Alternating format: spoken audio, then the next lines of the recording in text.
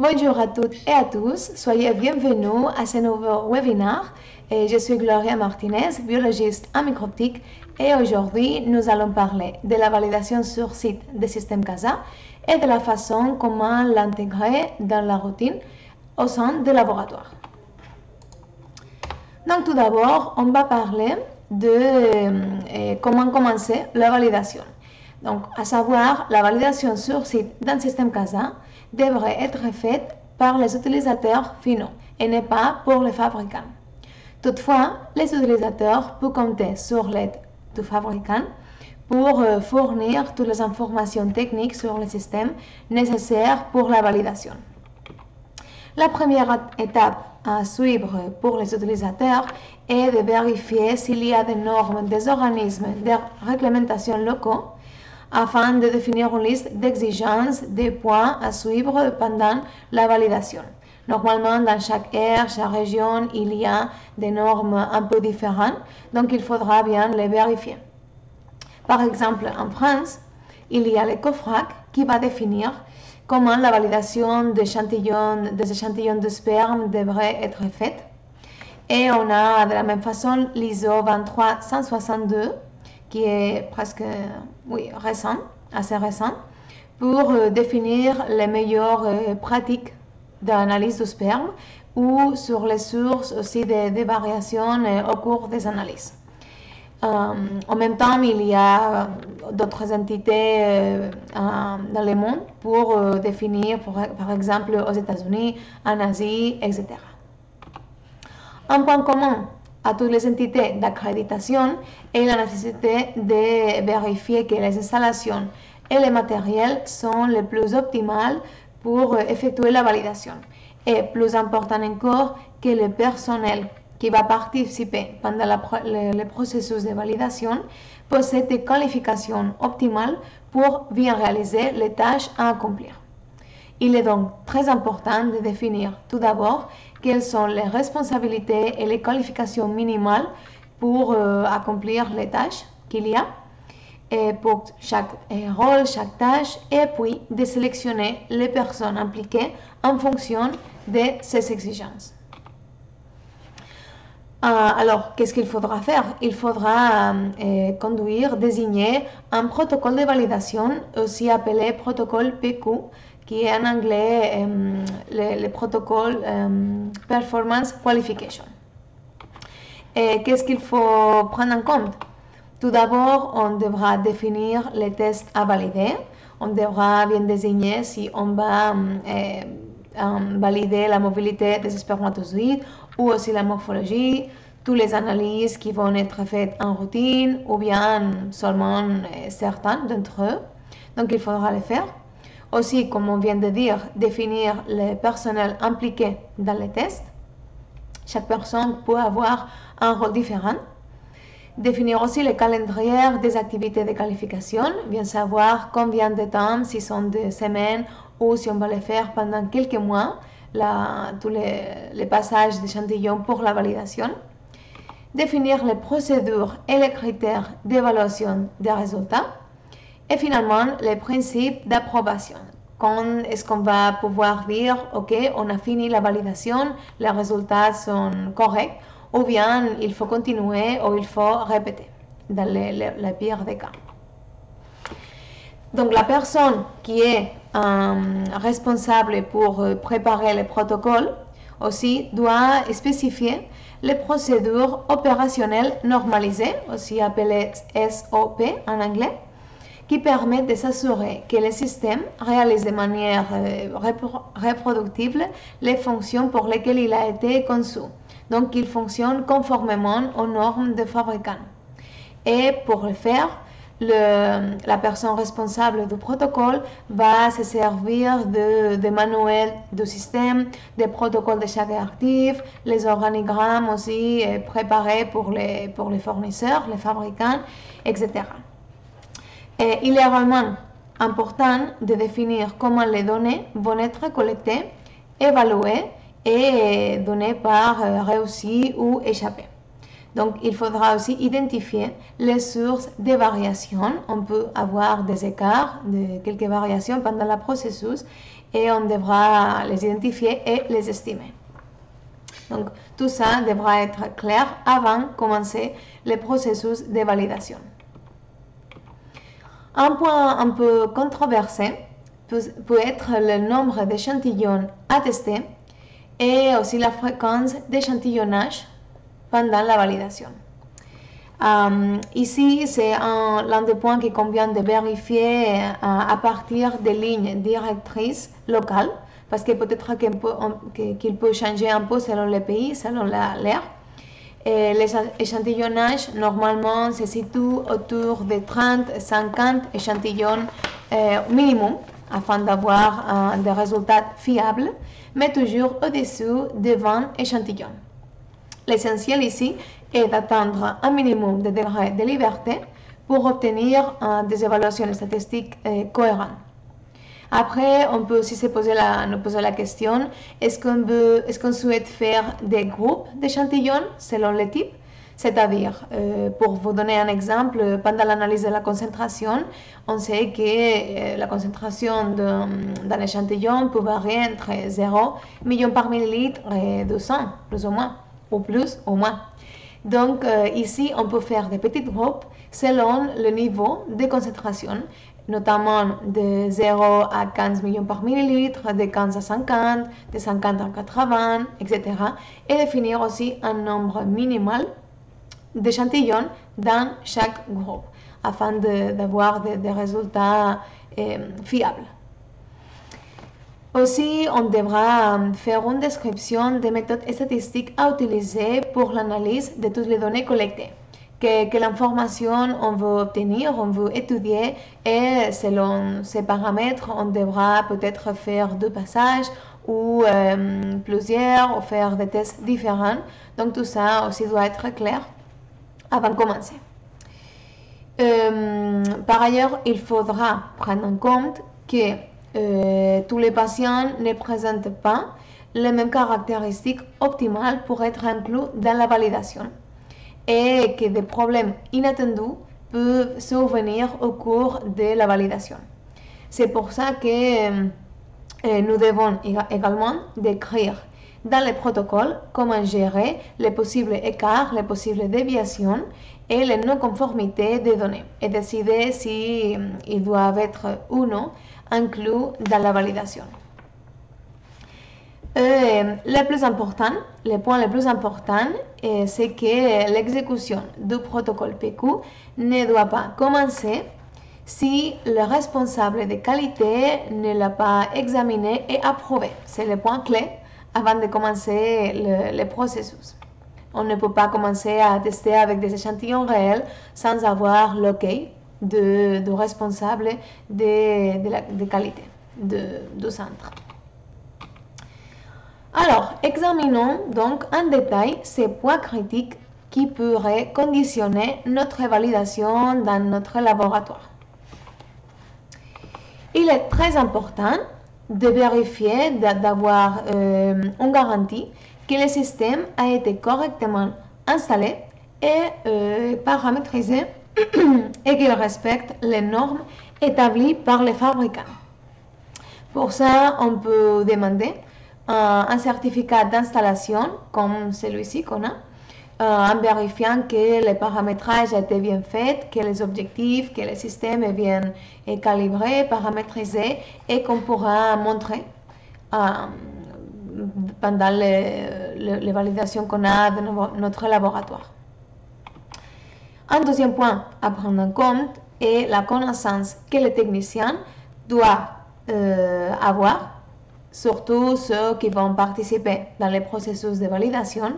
Il doit être capable d'utiliser le système sans problème et de façon autonome. Alors, ici, on devra nous assurer que tous les techniciens ont reçu une bonne formation sur l'utilisation du système, comment interpréter les résultats, les possibles problèmes qu'on peut trouver pendant l'utilisation du système. Donc, la formation ne va pas être basique, mais complète. Dans le cas où l'utilisateur a déjà reçu une formation, il convient d'envisager la possibilité d'organiser une session de mise à jour afin d'actualiser les connaissances sur le système, voir s'il y a eu quelques nouveautés dans le logiciel et donc on doit se mettre à jour parce que peut-être qu'il y a quelques outils, quelques façons de travailler qui a changé. Donc on doit être sûr qu'on maîtrise le logiciel, le système.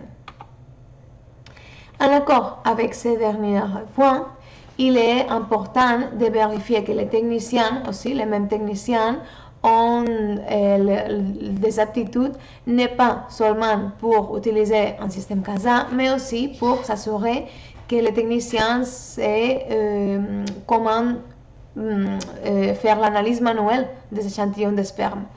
Donc, pour ça, il est recommandé qu'ils participent à des programmes de contrôle de qualité externe pour l'évaluation manuelle afin d'accréditer leur aptitude en matière d'analyse de sperme.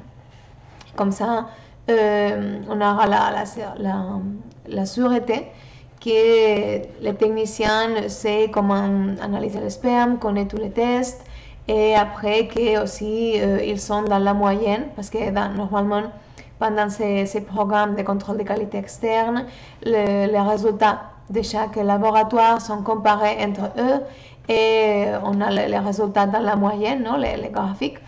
Et pour ça, c'est très important de participer dans ces programmes. Et il est également intéressant de mettre en évidence que les techniciens utilisent aussi le système CASA correctement, conformément aux recommandations du fabricant. Pour ça, l'utilisation des programmes de contrôle de qualité externe pour les CASA est donc également nécessaire.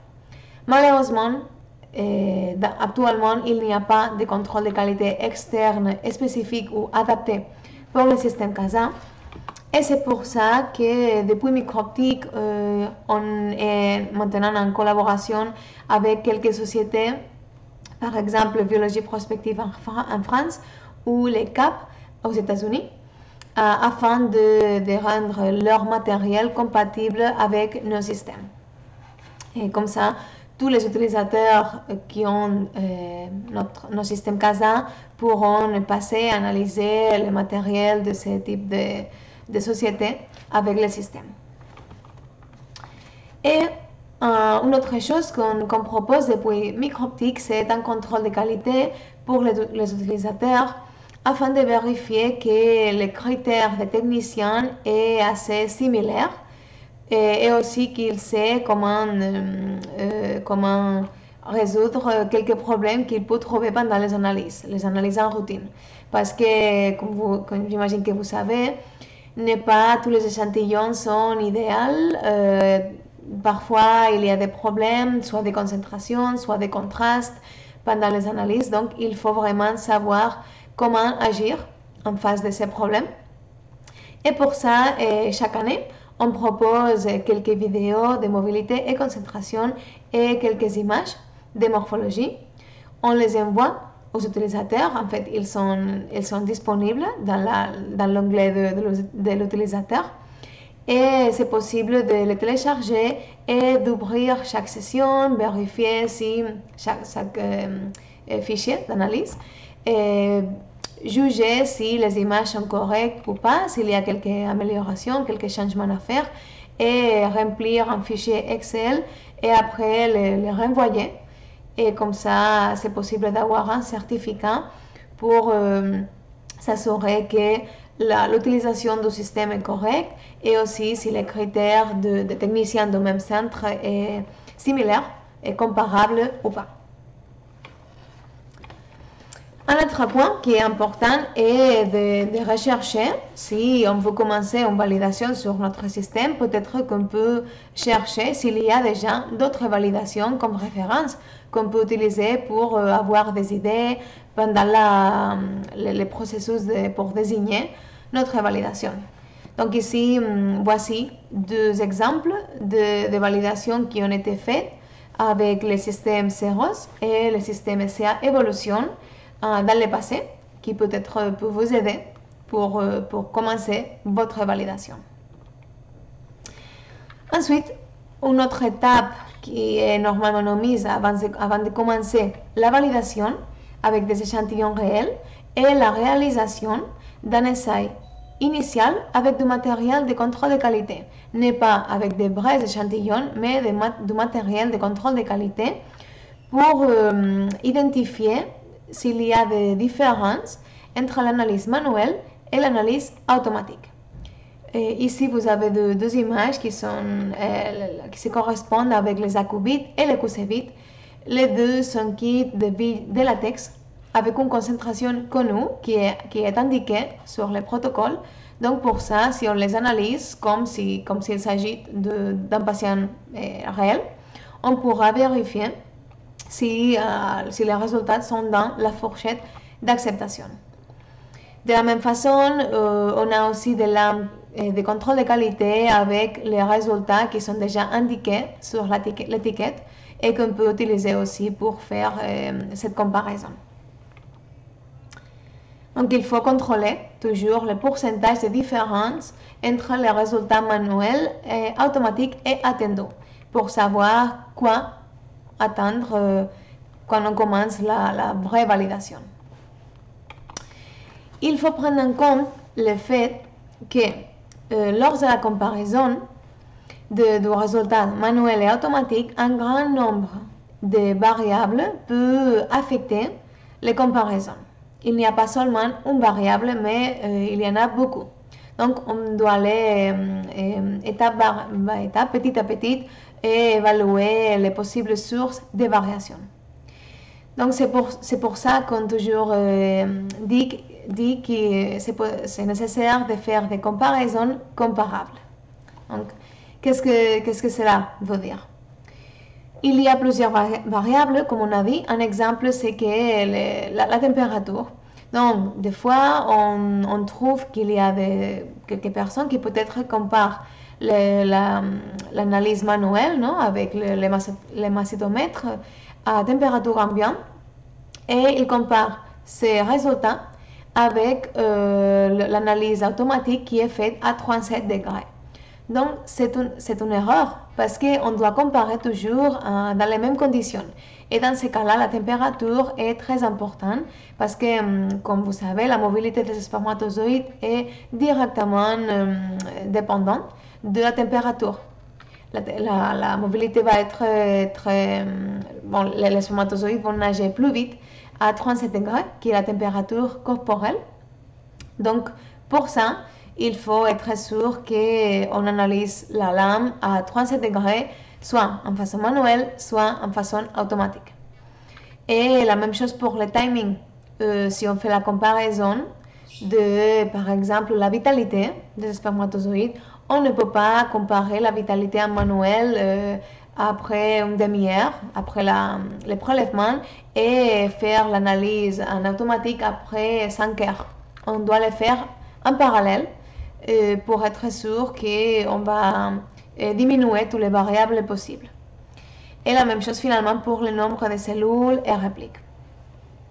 Alors pour ça, on dit toujours qu'il faut suivre les méthodes gold standard, c'est-à-dire les recommandations du manuel de l'OMS et de la norme ISO. Il est aussi essentiel d'utiliser les consommables et les colorations équivalentes pour effectuer les comparaisons. On verra que peut-être on peut trouver des différences selon la chambre de comptage qu'on utilise, selon les colorants. Il y a quelques effets qui peuvent nous donner des résultats différents. Donc c'est pour ça que nous souhaitons mettre l'accent sur l'effet de la manière de compter et les consommables. On verra maintenant quelques exemples. Donc, en parlant de la concentration, de la mobilité aussi, par exemple, si on utilise des lames de chambre de comptage sans grille, comme par exemple les lames légères ou lames lamelles tout simplement, ou les lames Golsito, qui sont jetables, il est nécessaire d'utiliser normalement des microscopes qui ont des oculaires avec des grilles, parce que sinon on va trouver l'analyse des spermatozoïdes faite par le logiciel, non? Il va nous donner la mobilité, il va nous donner les résultats de concentration, mais après, comment faire l'analyse manuelle pour comparer? Donc, on peut soit analyser la même lame avec le microscope et utiliser un oculaire avec un grille et compter. Comme ça, on va être sûr qu'on est en train de lire la même lame. Comme ça, il n'y a pas de problème d'échantillonnage. Quelquefois, comme vous savez, les échantillons de sperme sont très hétérogènes.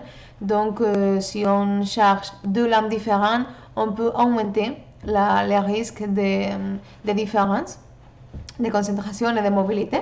Donc, c'est mieux de lire la même lame.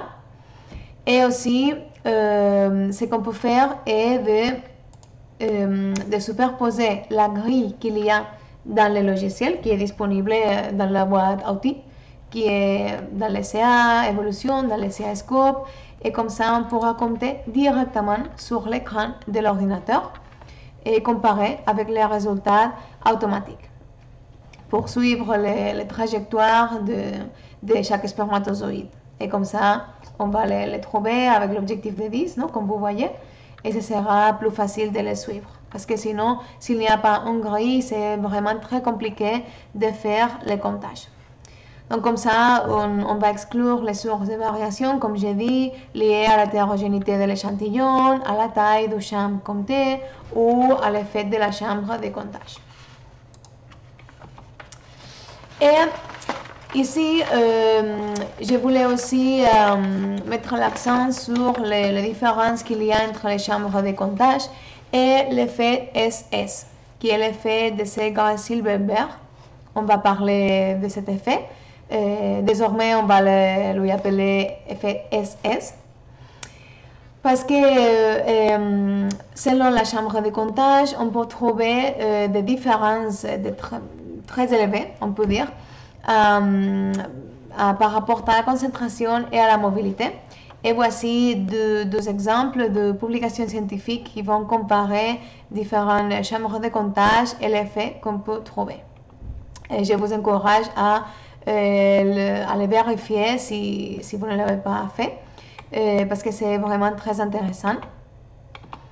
Et voici l'exemple, un des tableaux qui apparaît dans les publications scientifiques, parce que ici, ce que les auteurs ont fait est de vérifier la même solution de contrôle de qualité, les billes de latex qu'on a vu avant.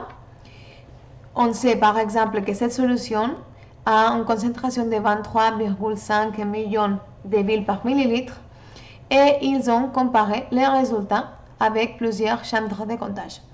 Et si vous voyez, avec la chambre Mackler, ils ont obtenu une concentration presque le double que la concentration originale. C'est pour ça que la chambre Mackler est commune, mais elle n'est pas la plus recommandée pour l'analyse de sperme, parce qu'il y a une tendance à donner des résultats plus élevés que la réalité, à surestimer, on peut dire. Et avec les chambres de comptage qui sont remplies par capillarité, comme les lames Gold-Cyto, les lames Leja et lames lamelles, normalement les résultats sont très proches, sont plus proches à la concentration originale, mais on doit vérifier non pas seulement la moyenne est assez similaire, mais aussi les résultats individuels. Et c'est vrai qu'il y a un peu plus de variations. Donc, c'est très important de prendre en compte la chambre de comptage qu'on utilise, d'utiliser toujours la même, n'est pas la chambre Mackler pour le patient numéro 1 et après on lame Gold-Cyto pour le patient numéro 2, parce que sinon ce ne sera pas possible de comparer les résultats entre les patients et d'utiliser toujours la même. Les différences de concentration s'expliquent en partie, comme je viens de dire, par l'effet de Segre-Silberberg, l'effet SS, qui révèle que la distribution des particules dans des chambres de comptage qui sont remplies par capillarité n'est pas complètement homogène. Donc, selon la viscosité de l'échantillon, on verra que peut-être on peut trouver des différences. Ces deux articles qu'il y a sur l'écran parlent de ces problèmes. Donc ici, vous avez un peu en résumé, non, un modèle de cet effet, comment il se déroule. Donc ici, c'est comme un puits dans une chambre de comptage. Et vous voyez qu'ici, on va charger l'échantillon dans le point d'entrée. Et l'échantillon va commencer à migrer dans le puits, mais de façon hétérogène. Donc, il y aura deux couches de flux de spermatozoïdes qui vont avancer de façon différente et ils vont arriver jusqu'à la sortie du puits et ils vont former un méniscus, ce qu'on appelle un méniscus qui est seulement un agrégat de concentration. Et c'est pour ça que si on analyse la concentration, si on prend des images, on va regarder à travers le microscope au milieu du puits ou à la fin du puits, non, à la sortie du puits, la concentration peut être différente. Et c'est dû à ces couches d'écoulement rapide qui peut induire une accumulation de spermatozoïdes sur les méniscus. Mais c'est important de savoir que normalement cet effet est seulement important pour les échantillons dilués. Normalement pour les échantillons qui sont visqueux, qui ont une viscosité normale, on ne peut pas trouver cet effet, donc c'est bon. Mais pour les échantillons dilués, où il y a plus de liquide, non, il y a moins de viscosité dans le plasma séminal, on peut trouver ça. Et c'est basiquement que les spermatozoïdes, une fois qu'ils sont chargés, comme je viens d'expliquer, ils vont avancer de façon transversale au point d'entrée et après ils vont former ces couches d'écoulement rapide jusqu'à arriver au méniscus. À savoir, si on utilise une chambre Neubauer ou Malassez, dû à la profondeur qui est 100 micromètres carrés, cet effet SS, normalement, il est cancellé, il est annulé parce qu'il y a plus d'espace entre lames lamelles. Mais pour les lames de comptage qui ont une profondeur de 10 ou 20 micromètres carrés, dans ce cas, oui, on va trouver cet effet. Et on devra le compenser. Maintenant, on va voir comment le faire. Donc, encore une fois, le modèle, ici les flèches rouges, montre comment les spermatozoïdes vont entrer tout au long du puits, non? Mais après, ils vont avancer par ces deux lignes noires qu'il y a jusqu'à former le méniscus. Et normalement, la concentration derrière le méniscus est inférieure par rapport à la concentration en face du méniscus. Donc pour ça, on devra les prendre en compte. Et alors, qu'est-ce qu'on peut faire afin de compenser cet effet, l'effet de Serre Silver-Vert, et aussi il s'appelle l'effet de Poisy. Poisy aussi sont ces couches de spermatozoïdes qui vont avancer plus rapidement. Donc les gens ont préparé quelques documents où ils expliquent comment compenser cet effet. Et en fait, il y a une règle, une norme assez facile, parce que quand on travaille avec des échantillons dilués, on devra multiplier la concentration qu'on a trouvée par le facteur de correction qui sera 1,23 pour les échantillons dilués. Pendant que pour les échantillons normaux, qui ont une viscosité normale, le facteur de correction va être autour de 1,1. Et c'est comme ça parce que cela dépend du temps de remplissage de chaque lame. Donc aussi, il faudra prendre en compte que ces valeurs peuvent changer un peu selon la lame qu'on utilise. Ces valeurs ont été définies pour les lames légères à 20 microns. Donc, il faudra les prendre en compte. Aussi, c'est très important de savoir qu'avec le système CASA, oui, la plupart d'eux, c'est possible d'ajouter ces facteurs de correction, donc la concentration va être directement multipliée par les facteurs et comme ça la concentration qu'on voit dans les résultats sera déjà la concentration définitive avec la correction faite. De la même façon que le type de chambre de comptage peut apporter des variations dans les validations, on doit prendre en compte qu'il y a des différences qui peuvent être liées au colorant utilisé pendant l'analyse de la morphologie. Et je vous ai mis aussi cet article qui parle de différentes dimensions morphométriques des spermatozoïdes selon la coloration utilisée. Plus spécifiquement, ici, ils ont présenté la coloration sperme blue, qui est la plus similaire, qui a une osmolarité plus similaire à celle de l'espermatozoïde. Pourquoi? Parce que parmi les colorants disponibles pour colorer les lames de morphologie, la préparation qu'on fait, il y a quelques solutions qui sont hyposmotiques. C'est-à-dire que la concentration de sel dans les solutions est plus faible par rapport à l'intérieur de la tête. Donc l'eau aura tendance à entrer dans la tête de l'espermatozoïde. Et comme ça, on peut typiquement trouver des têtes plus gonflées, plus gros et plus rondes aussi. De notre côté, il y a quelques solutions, quelques colorants qui sont hyperosmotiques. Et ils ont l'effet contraire. La coloration a moins de sel que l'intérieur de la tête, donc l'eau aura tendance à sortir la tête des spermatozoïdes. Donc ici on va trouver l'effet de rétrécissement et on trouvera des têtes plus fines, peut-être plus allongées. Quelques exemples de solutions hyposmotiques est le Diffquick, et des solutions hyperosmotiques, il y a par exemple le Papa Nicolau et les Shore, la coloration Shore. Et c'est seulement pour vous, pour vérifier que dans cet article, ils ont vérifié les mesures, la taille des spermatozoïdes avec plusieurs colorants. Et c'est vrai que, par exemple, avec le Papa Nicolau, la taille est plus petite par rapport à l'esperme bleu qui est isosmotique ou rapidif, c'est le Diffquick. On trouve une longueur supérieure, une largeur aussi, etc. Une fois les comparaisons ont été effectuées, il est important de tester statistiquement les différences entre les méthodes et faire toute l'analyse statistique. Donc, quelles sont les demandes les plus fréquentes?